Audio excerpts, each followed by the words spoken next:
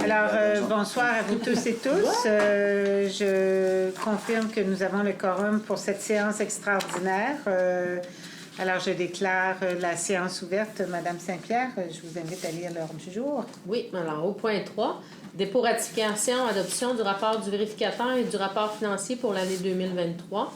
Au point 4, adoption du règlement numéro 401-2024 décrétant un emprunt de 2 048 000 afin de financer la subvention du ministère des Affaires municipales et de l'Habitation accordée dans le cadre du programme de la taxe sur l'essence et de la contribution du Québec 2019-2024. Au point 5, autorisation de signature de l'entente modifiant l'entente intermunicipale relative à la constitution de la Régie intermunicipale de gestion des matières résiduelles du Kamouraska-Ouest. Au point 6, autorisation de signature d'une entente intermunicipale avec la ville de Pointe-Égamouk relative à la fourniture de services en urbanisme et en inspection. Au point 7, octroi de contrat de courtage à l'agence immobilière Royal-Lepage Kamouraska-Lillet en regard des terrains vacants de la rue Marianne-Fournier. Au point 8, mandat Bouchard Service Conseil SENC pour la surveillance partielle des travaux de remplacement de trottoirs. Au point 9, mandat Tremblay-Bois Avocat pour préparer un devis d'appel d'offres pour l'acquisition de 3 génératrices. Au point 10, embauche de Mme Lynne Saint-Pierre à titre de chargée de projet au service du greffe. Au point 11, désignation de représentants municipaux à l'Assemblée générale annuelle de tourisme Kamouraska le 16 mai 2024 à la Pocatière. Au point 12, période de questions. Au point 13, clôture et levée de la séance. J'ai oublié de mentionner, on ajouterait à l'item 3.1, période de questions en lien avec le dépôt des états financiers 2023. Alors, merci beaucoup, Madame Saint-Pierre. J'aurais besoin d'un proposeur. Merci beaucoup, Monsieur Bérubé. Oui. Tout le monde est d'accord. Alors, tout le monde est d'accord? Merci beaucoup, M. Ouellet, de me remettre à l'ordre. Ça fait plaisir. Alors, avant de faire le dépôt, j'inviterai M. Pascal Briand à venir me rejoindre. C'est chanceux, tu vas faire le greffier intérim. Par intérim, par quelques minutes. Est-ce que je peux te demander une minute pour vérifier la juste pour être sûr que le petit bâton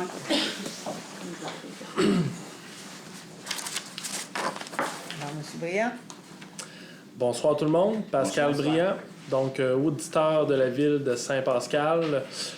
Nous avions le mandat, encore une fois, pour le 31 décembre 2023, d'effectuer l'audit des états financiers de la ville de Saint-Pascal. Donc, notre rôle, c'est d'effectuer l'audit, d'émettre une opinion. Et un audit, c'est le plus haut standard de vérification en termes de normes de certification. Donc, notre opinion, en fait, c'est d'effectuer l'audit des états financiers de la ville de Saint-Pascal qui comprend l'état de la situation financière au 31 décembre, les états des résultats ainsi que la variation des actifs nets.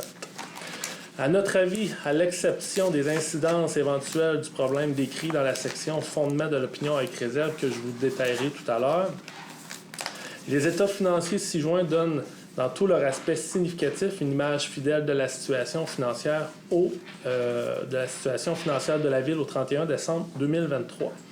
Quand que je mentionne un fondement de l'opinion avec réserve, c'est qu'il y avait une nouvelle application au 1er avril 2022, donc ça s'applique au 31 décembre 2023 pour la ville. Une nouvelle norme qu'on appelle obligation liée à la mise hors service d'immobilisation, que la Ville n'a pas été en mesure d'évaluer si un montant aurait dû être comptabilisé au passif. Donc, pour ces raisons, on est obligé de mettre une réserve au rapport et je vous dirais qu'il y a beaucoup de municipalités et villes au Québec qui ont également cette réserve-là et qui n'a pas nécessairement d'impact au 31 décembre 2023 sur les états financiers de la Ville, autre qu'une réserve. Ensuite, nous avons fait l'audit conformément aux normes d'audit généralement reconnues du Canada. La direction et les responsables de gouvernance, qui est le conseil municipal, ont différentes responsabilités. La direction de 1 est responsable de la préparation et de la présentation fidèle des états financiers, ainsi que du contrôle interne mis en place. Et quand on parle de préparation d'états financiers, c'est-à-dire c'est exempt d'anomalies significatives que celles-ci résultent de fraude ou d'erreur. En termes de responsable de gouvernance, donc leur responsabilité, c'est la surveillance du processus d'information financière de la Ville. Sans plus attendre, on va se diriger vers les résultats financiers de la Ville.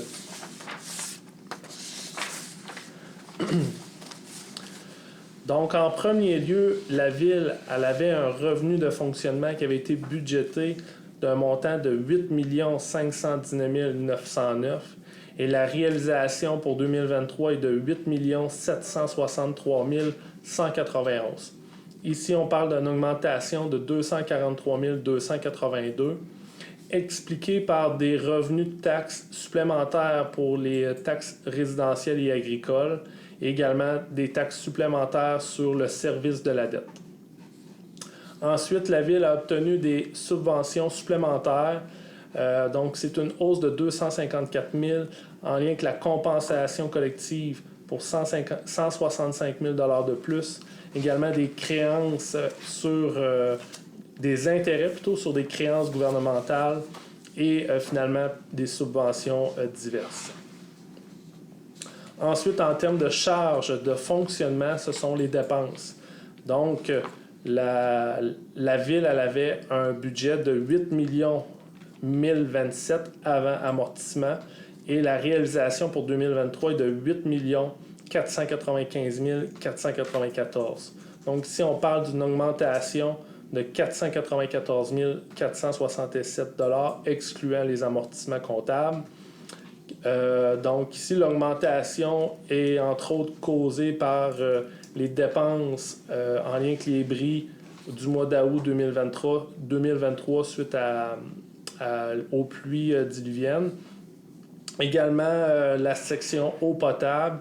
Il y a eu beaucoup de réparations d'équipements, l'achat de produits chimiques, des honoraires professionnels et finalement des redevances qui sont faites également pour les municipalités suite à la subvention de la compensation collective.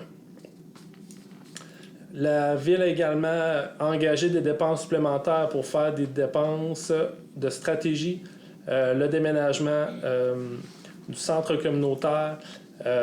Ensuite, il y a également eu des intérêts supplémentaires sur la dette et finalement l'utilisation de la marge de crédit. Ensuite, sur le remboursement de la dette à long terme de la Ville, elle avait un budget de 468 000 alors que la réalisation est de 428 000. Ici, c'est une économie de 40 000 $.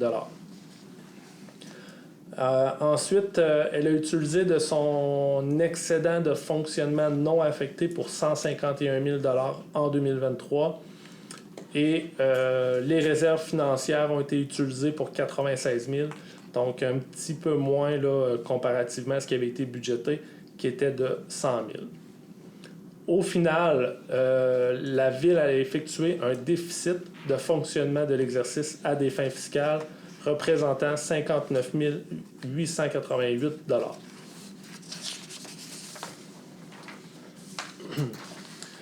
En excédent accumulé au 31 décembre 2023, donc la Ville est maintenant à 474 795, alors qu'au 31 décembre 2022, la Ville était à 885 586. Donc la variation de 1, c'est le déficit de 59 888.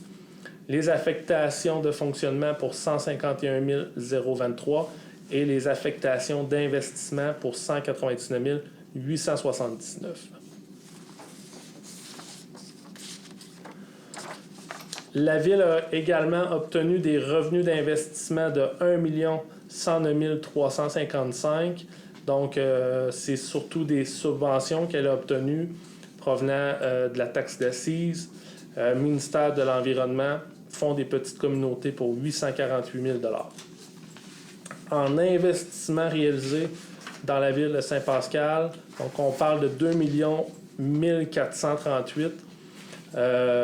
Les plus gros projets sont l'achat d'un camion pour le service incendie, l'achat d'un tracteur rechargeur et souffleur, ensuite une partie de réfection Chapelot-Blondeau. Ensuite, on parle du centre communautaire, donc il y a eu des investissements en 2023 de 1,4 million.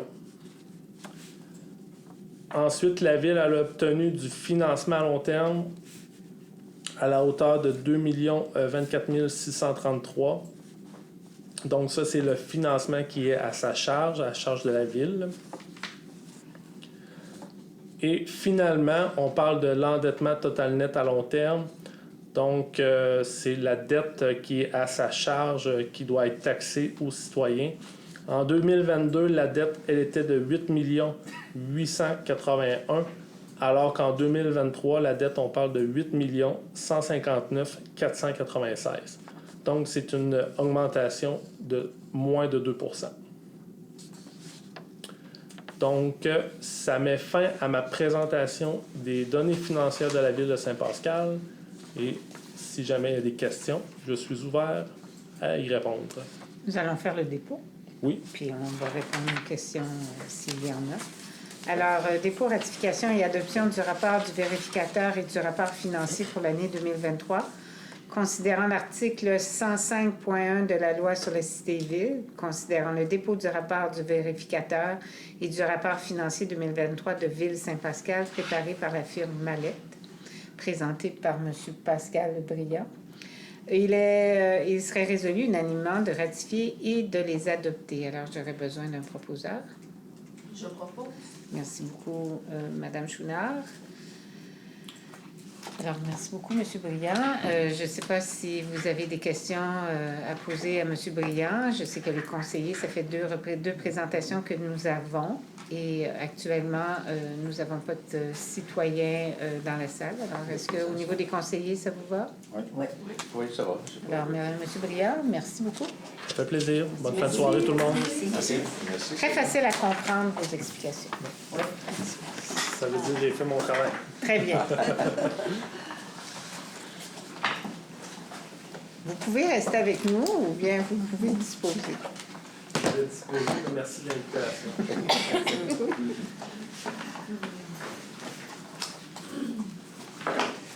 Alors, on va laisser du temps à Mme Saint-Pierre.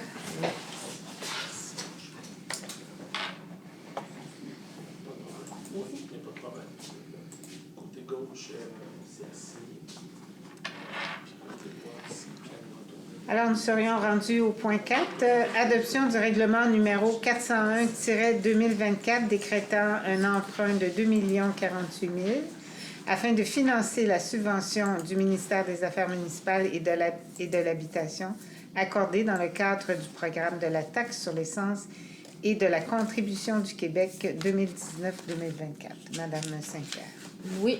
Alors, la Ville s'est vue accorder une subvention d'1 862 106 dans le cadre du programme de la taxe sur l'essence et de la contribution du Québec 2019-2024, communément appelé la TEC.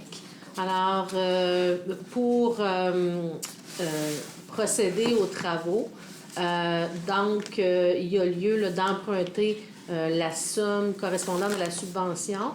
Il y a une programmation des travaux qui est en élaboration présentement. Tous ces travaux-là doivent être réalisés d'ici le 31 décembre 2024.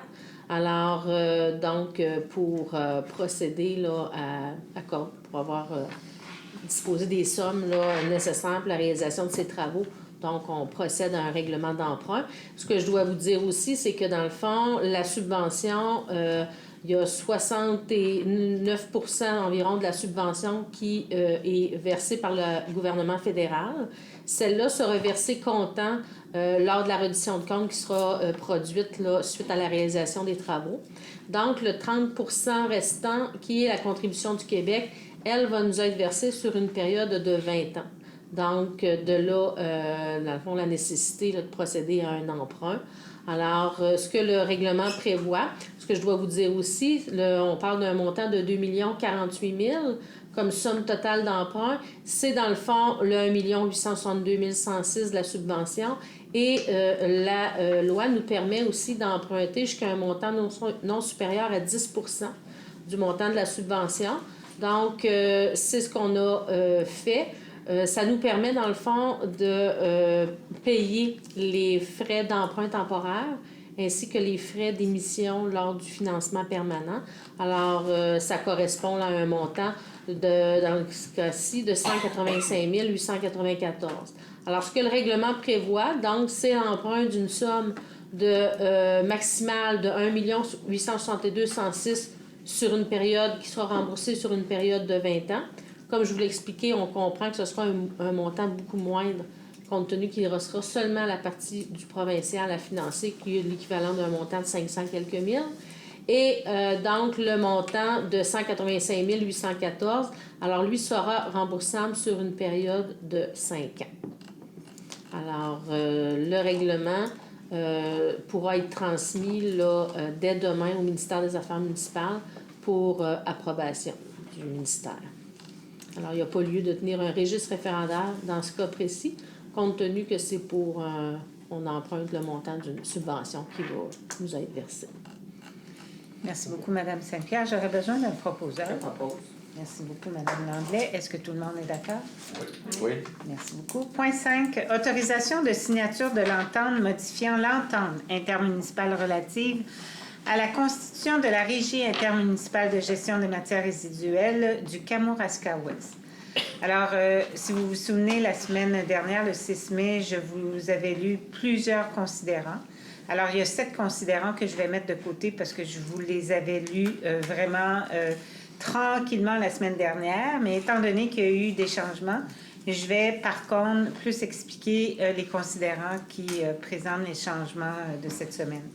Alors, considérant la résolution numéro 2024-05-175 de ce Conseil, adoptée le 6 mai 2024, qui prévoyait la signature de l'entente modifiant l'entente intermunicipale relative à la constitution de la Régie intermunicipale de gestion des matières résiduelles du Kamouraska-Ouest avec les municipalités de Kamouraska, Mont-Carmel, Rivière-Ouelle, Saint-Alexandre de Kamouraska, Saint-André de Kamouraska, Saint-Bruno de Kamouraska, Saint-Denis de la Bouteillerie, Saint-Gabriel-l'Allemand, Saint-Germain de Kamouraska, Saint-Joseph de Kamouraska, Saint-Onésime d'Ixouac, Saint-Pacôme, Saint-Philippe de Néry, Sainte-Anne de la Pocatière, Sainte-Hélène de Kamouraska, la ville de la Pocatière et les territoires non organisés de Picard et le Petit Lac Sainte-Anne et qui autorisait les paiements de montants de 84 309 pour les coûts d'adhésion à la Régie intermunicipale de gestion des matières résiduelles du Kamouraska.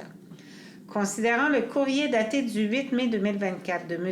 Rémi Fauché, vice-président de la Régie intermunicipale de gestion des matières résiduelles du Kamouraska-Ouest, informant les municipalités du Kamouraska de la décision de la municipalité de Saint-Alexandre de Kamouraska de ne pas adhérer à la Régie intermunicipale de gestion des matières résiduelles du Kamouraska et de l'augmentation par conséquence des coûts d'adhésion à la Régie. Considérant qu'il y a lieu de remplacer la résolution 2024-05-75 par la présente résolution, alors il serait proposé et résolu unanimement que le Conseil de la Ville de Saint-Pascal remplace la résolution 2024-05-175 de ce Conseil par la présente résolution. Autorise la conclusion de l'entente modifiant l'entente intermunicipale relative à la consultation de la Régie intermunicipale de gestion des matières résiduelles du Kamouraska-Ouest, ci-après appelée entente modifiant l'entente relative à la Régie, avec les municipalités de Kamouraska, Mont-Carmel, Rivière-Ouelle, Saint-André, Saint-Bruno, Saint-Denis, Saint-Gabriel, Saint-Germain, Saint-Joseph, Saint-Onésime, d'Ixouac, Saint-Pacôme, Saint-Philippe de Néry, Sainte-Anne de la Pocatière, Sainte-Hélène, la ville de la Pocatière et les territoires non organisés de Picard et du Petit-Lac Sainte-Anne. L'entente modifiant l'entente relative à la Régie est annexée à la présente résolution pour en faire partie intégrante comme si elle était ici au long reproduite. Autorise Mme Solange Morneau, mairesse, et Mme Émilie Poulain, directrice générale par intérim, à signer l'entente modifiant l'entente relative à la Régie, ainsi que tout document utile ou nécessaire pour donner effet à la présente résolution. Autorise la transmission de la présente résolution à chaque municipalité partie à l'entente modifiant l'entente relative à la Régie, ainsi qu'à la Régie. Mandate la municipalité de Saint-Gabriel-l'Allemand à transmettre l'original de l'entente modifiant l'entente relative à la Régie, signée ainsi qu'une copie certifiée conforme à la résolution de chaque municipalité autorisant la conclusion de l'entente modifiant l'entente relative à la régie et à la ministre des Affaires municipales pour approbation. Autorise conditionnellement à l'approbation de l'entente modifiant l'entente relative à la régie par la ministre des Affaires municipales et à l'entrée en vigueur du décret modifié, le déboursement en 2 versements égaux, soit le 1er janvier 2025 et le 1er juin 2025, d'une somme de 93 991 pour le paiement du coût d'adhésion à la Régie municipale de gestion des matières résiduelles du Kamouraska. Nomme conditionnellement à l'approbation de l'entente modifiant l'entente relative à la régie par la ministre des Affaires municipales et à l'entrée en vigueur du décret modifié, Mme Solange Morneau, mairesse à titre de membre délégué de la Ville de Saint-Pascal au conseil d'administration de la Régie intermunicipale de gestion des matières résiduelles du Kamouraska et nomme M. Rémi Pelletier conseiller à titre de membre délégué substitut. Alors, j'aurais besoin d'un proposeur, s'il vous plaît, pour cette nouvelle résolution. Je propose. Alors, les garçons, vous l'avez dit en même temps. Fait que M. Bérubé, êtes-vous d'accord? Absolument. Que je prenne M. Ouellet? C'est pas clair. C'est pas clair. M. Ouellet, Francis, est-ce que tout le monde est d'accord? Ouais. C'est taquinerie en passant. Alors, nous serions rendus au point 6. Autorisation de signature d'une entente intermunicipale avec la Ville de Ponékamook relative à la fourniture de services en urbanisme et en inspection. Madame Poulet.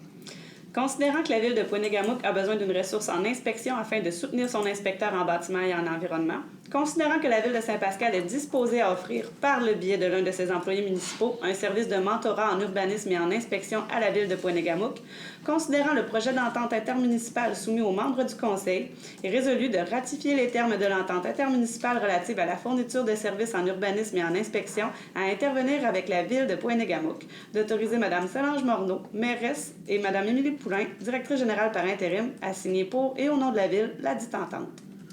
Merci beaucoup, Mme Poulin. J'aurais besoin d'un proposeur. Je propose. Merci, M. Ouellet. Vous êtes petit vite ce soir. Est-ce que tout le monde est d'accord? Oui.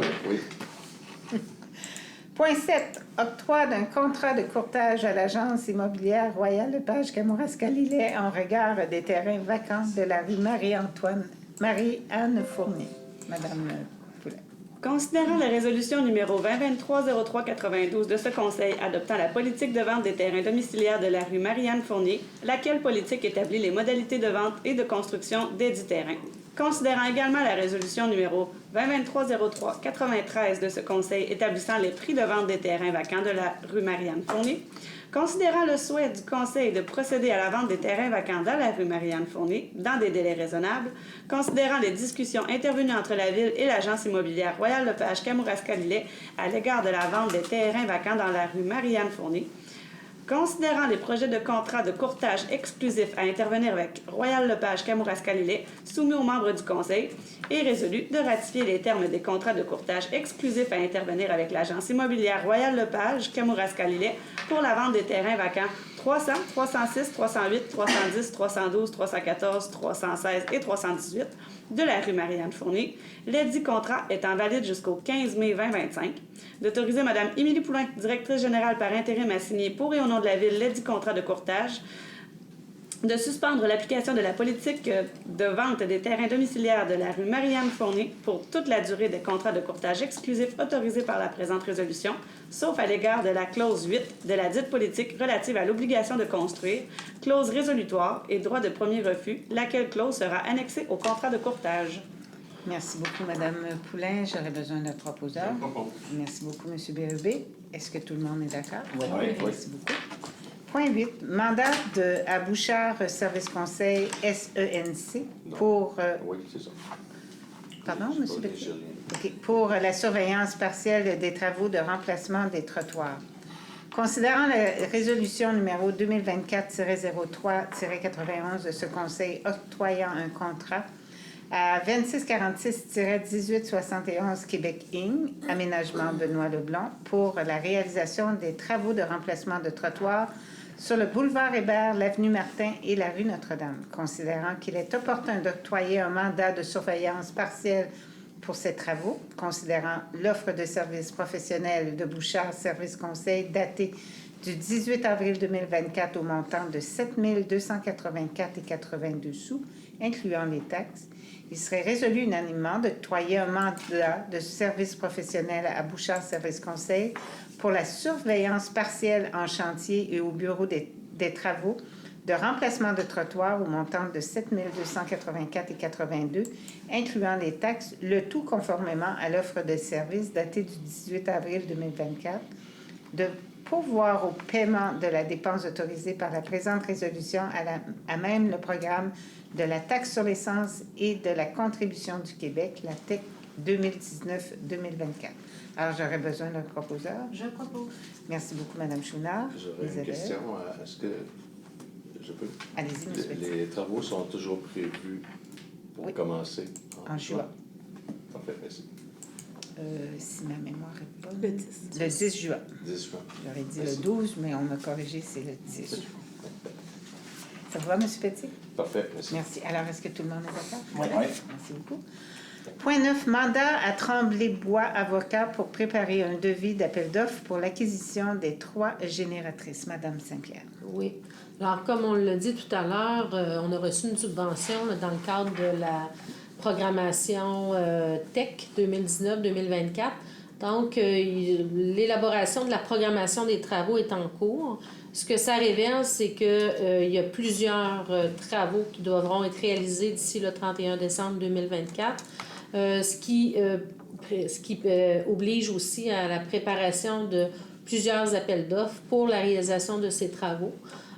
Donc, il y a eu un constat qui a été dressé et notamment l'acquisition de génératrices là, qui oblige un délai de livraison, là, qui exige un délai de livraison là, quand même assez long.